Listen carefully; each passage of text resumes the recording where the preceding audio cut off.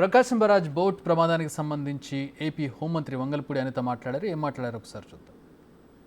మేమందరం కూడా ఒకసారి పోలీస్ డిపార్ట్మెంట్ వాళ్ళు మా డిపార్ట్మెంట్ వాళ్ళు ఎంక్వైరీ చేస్తే ఆ బోట్లు తలిగే ఓనర్స్ కూడా ఉషాద్రి అనే ఒకతను, కోమటి రామ్మోహన్ అని ఇద్దరికి సంబంధించిన బోట్లవి.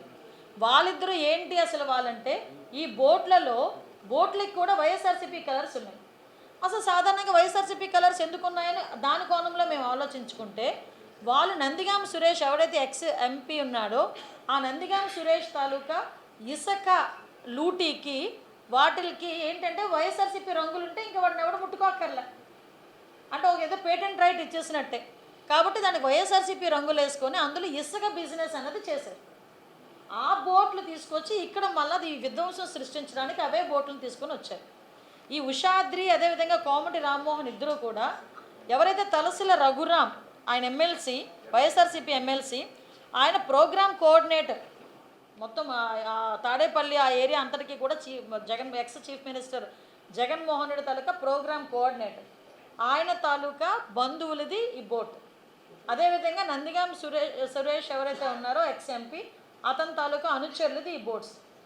వీళ్ళు ఇంటెన్షనల్గా తీసుకొచ్చి అక్కడ ఆ బ్యారేజ్ని డ్యామేజ్ చేద్దాము అని, ఆ డ్యామేజ్ అయిన తర్వాత ఆ తాలూకా బురదను తీసుకొచ్చి గవర్నమెంట్ మీద రుద్దుదాము అని చెప్పి ఇంటెన్షనల్గా చేసింది ఇది అని పోలీస్ డిపార్ట్మెంట్ వాళ్ళ దర్యాప్తులో కూడా ఇది రుజువైంది.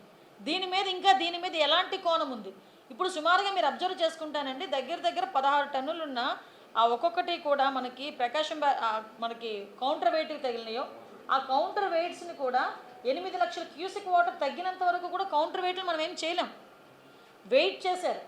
వెయిట్ చేసి ఇమీడియట్గా మనకి వాటర్ ఫ్లో తగ్గిన తర్వాత దగ్గర కౌంటర్ వెయిట్లను కూడా తీసుకొచ్చి అక్కడ రీస్టోర్ చేసిన పరిస్థితి కూడా మీరందరూ కూడా గమనించాలి.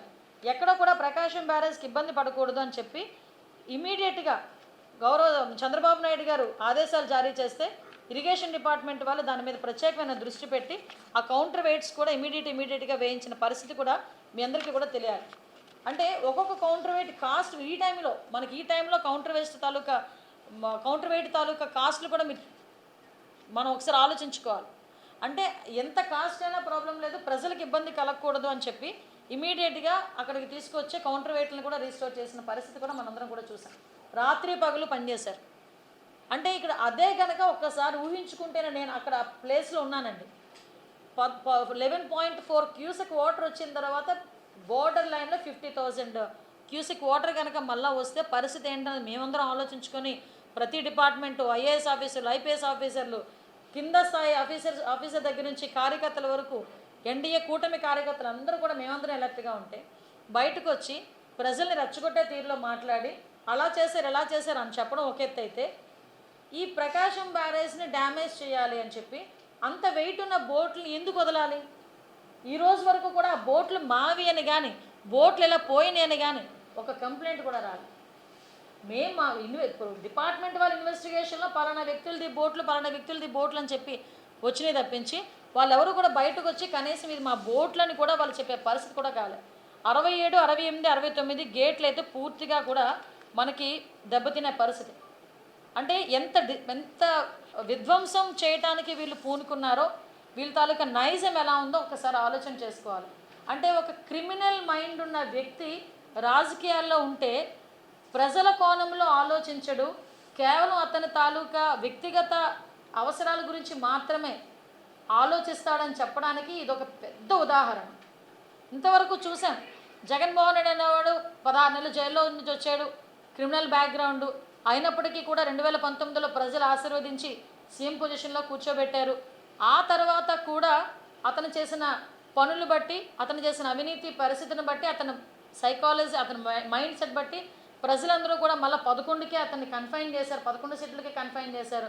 అయినప్పటికీ కూడా ఇటువంటి కుట్రలు కుతంత్రాలు మానకుండా ఇప్పటికీ కూడా ప్రజల తాలూకా ప్రాణాలంటే లెక్క లేకుండా ప్రకాశం బ్యారేజ్ని కూడా డ్యామేజ్ చేయాలి అన్న నిజంగా ఆలోచన రావటమే పెద్ద క్రైమ్.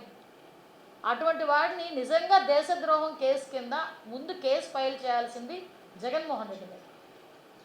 ఎవరైతే వీళ్ళు ఉన్నారో, ఈ బోట్ ఓనర్స్ ఉన్నారో వీళ్ళ మీద కూడా అటువంటి కేసులు ఫైల్ చేయాలి.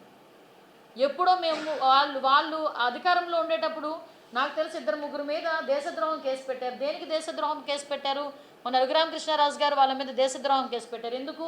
గవర్నమెంట్ యాక్టివిటీస్ మీద జరుగుతున్న అన్యాయాల మీద అతను నోరిప్పినందుకు దేశద్రోహం పెట్టారు.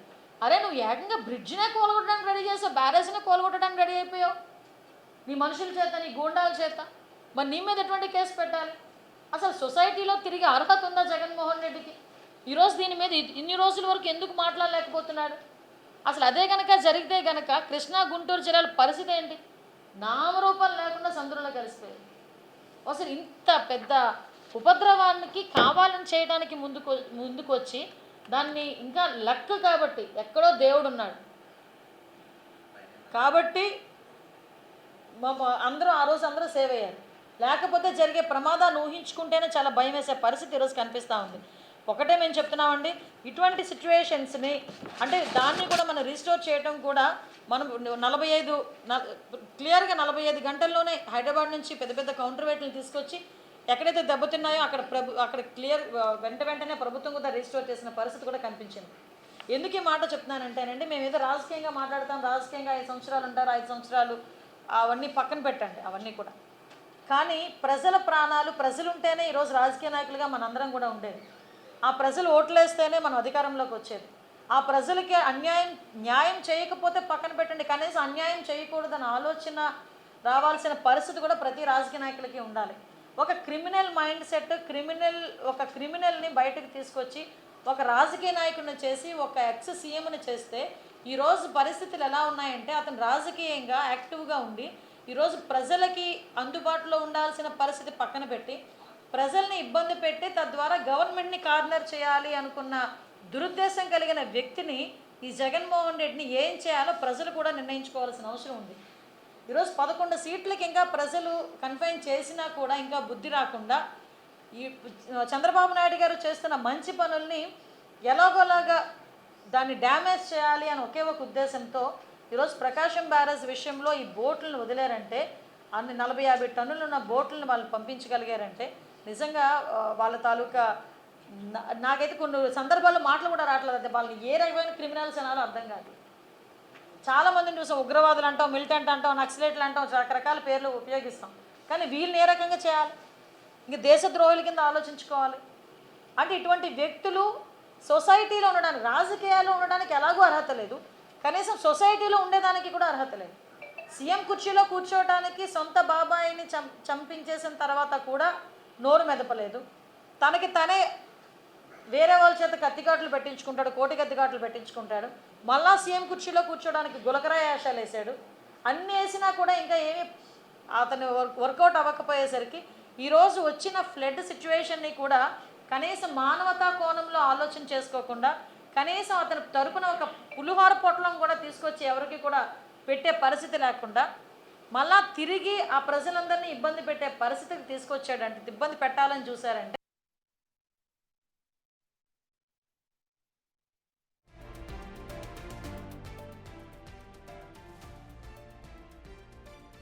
డిపార్ట్మెంట్ దీన్ని క్షుణ్ణంగా కూడా ఎంక్వైరీ చేస్తున్నారు. ఎక్కడైనా ఏ లీడ్ దొరికినా కూడా ఎట్టి పరిస్థితులని ప్రజలకు ఇబ్బంది పెట్టే పరిస్థితి వచ్చినా ఏ ఒక్కరిని కూడా విడిచిపెట్టే ప్రసక్తి లేదని చెప్పి తెలియజేసుకుంటూ, ఇటువంటి ఆలోచన తీరున్న జగన్మోహన్ రెడ్డి అసలు సొసైటీలో ఉండే అర్హత ఉందా? మళ్ళీ చెప్తున్నా, ఈరోజు అంటే మొత్తం ఎంటైర్ 10 days 11 days ఎపిసోడ్లో నాకు తెలిసి ఒక 20 minutes ప్రజల్లో ఉన్నాడు. సీఎంగా ఉండేటప్పుడు ఏరియల్ సర్వే చేసేవాడు. 11 సీట్లు వచ్చిన తర్వాత ప్రతిపక్ష నాయకుడిగా హోదా కూడా కాదు, ప్రతిపక్ష పార్టీకి నాయకుడిగా ఉన్నాడు కాబట్టి కనీసం బురదలో దిగి 10 నిమిషాలు తిరిగాడు. బయటకు వచ్చి బురద జల్లే ప్రయత్నం చేస్తున్నారు.